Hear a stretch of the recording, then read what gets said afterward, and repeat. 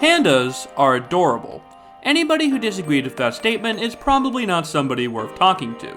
Pandas are also native to China, where they have become an important symbol of the country. While the panda might be native to China, many of you watching have probably seen one in person thanks to a zoo.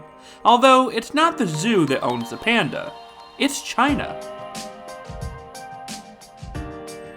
Yes, the intro is essentially true. If you've ever seen a panda in a zoo, that panda is property of the Chinese government. Even if the panda you're looking at was born in that zoo, that panda is still property of China.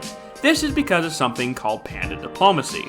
As stated in the intro, pandas are native to China and only China. They're an important national symbol of the country, and they tend to be quite the attention grabbers, which makes them a living commodity of sorts. The Chinese government was well aware of their value and figured they'd make excellent gifts to nations they wish to have good relations with, or already did have good relations with. The first time a panda was formally gifted this way was in 1941 under the Republican government. The government wanted to thank the United States for sending aid to them, so First Lady Sung Mei-ling and American everyman David Crockett Graham caught 2 wild pandas and put together a plan to get them to the States, expecting this to make headlines all over the US. However, as they were in transit to the United States, likely thinking, "Man, the American public are gonna love these pandas," Pearl Harbor happened.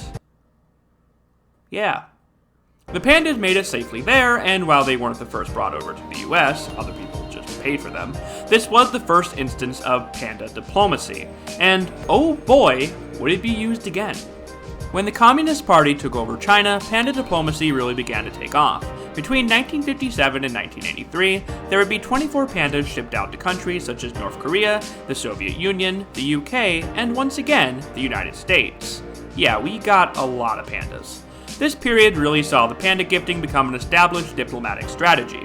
In 1972, after a meeting between US President Richard Nixon and Mao Zedong, Mao promised to send over pandas, which led to Nixon promising to send over some musk oxen. This trade went through and was well received in both countries, leading to other countries wanting in on the panda gifting action as well. In 1984, however, China would begin to cash in on the panda, citing declining population numbers.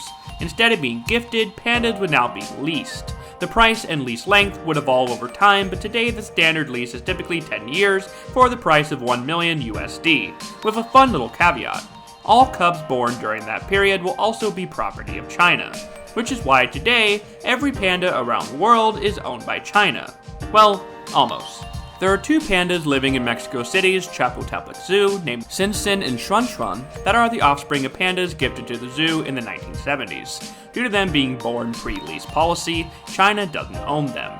However, Mexico has stated that any offspring of the 2 belongs to China. Thank you all for watching, and until next time, take care.